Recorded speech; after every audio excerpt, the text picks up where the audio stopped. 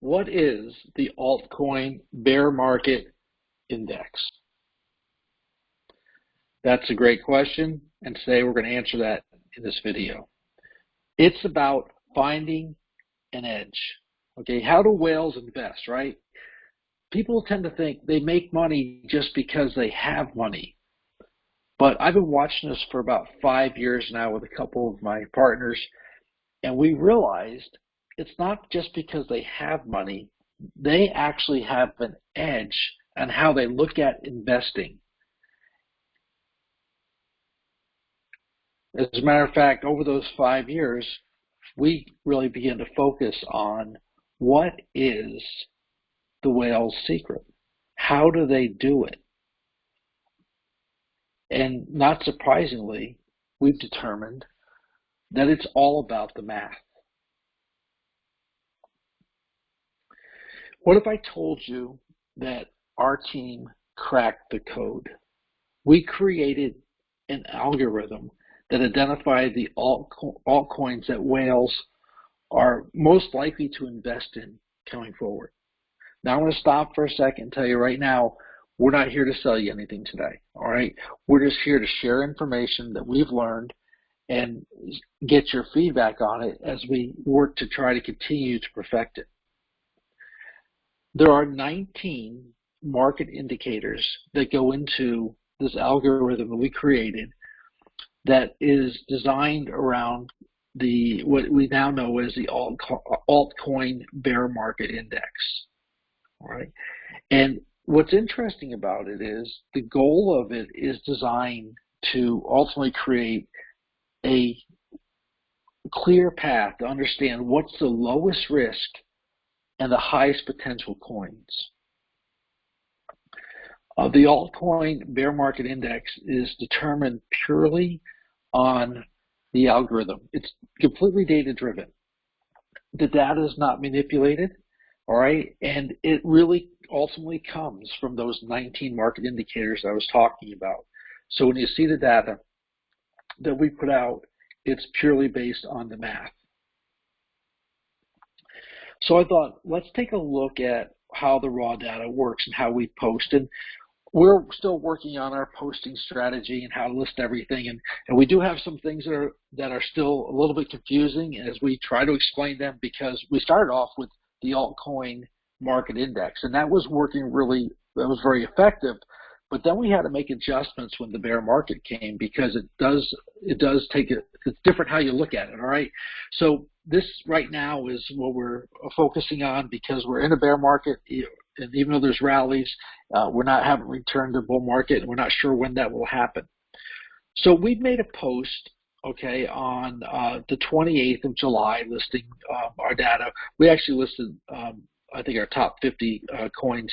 This is a screenshot of the top 10. And so we post the raw data, and you can see it's got the rating on it. And that rating is ultimately determines the higher the score, the better the investment consideration is. So if we look at the altcoin as overall, like I said a second ago, we are still working on adjustments in how we present it. And as we've gone through the bull market, we've made adjustments, because you have to make adjustments as the market adjusts. Otherwise, you get left behind. And part of those adjustments came from adding some extra indicators that we didn't use in the bull market. So let's go back to the list and ask the question, does BMI make a difference? Well, let's take a look at this post that we did. It was data we downloaded from the July 26th, entered into our system on the 27th, then we posted it. It says the 28th, but I think that we posted that about 12:01 a.m., so really it was posted on the 27th. And what it looked at is this here. The top 3 coins here is, you see, Flow at 22.8, Filecoin at 20.1, and Bitcoin Cash at 18.9. Those would have been the 3 that we recommended for research, all right? And when I say recommended for research, you want to understand this, because it's all data driven, all right, there's a lot of things that you have to go and look. It's just the beginning of the research. You can't just take this information and just go ahead and work off of it, because you'll make mistakes. Now, one of the things is, obviously with the top 100 coins, all right, there is some level of certainty that you can feel good about. But when we start posting the lower level coins, you have to do the research like we're doing right now and sharing on the system of how we go through that research and in other videos that we're posting. So basically, here's what you're going to look at. On that deal, if you had bought Bitcoin was at 4.6 on our scale. It was at $20,934. It reached a high, and if you'd sold it at the high of $24,562, your profit would have been 17.33%. Not bad in a bear market, but it was obviously the fact that we went through a little bit of a bear market rally. Well, let's take a look at the next group of coins, which is what I would call they were below the recommended line. However, they were being really hyped. These were the coins that if you went and listened to all the talking heads out there and watched their videos and you got their tips, these were the coins that were being thrown around on the 26th and 27th as the coins to buy.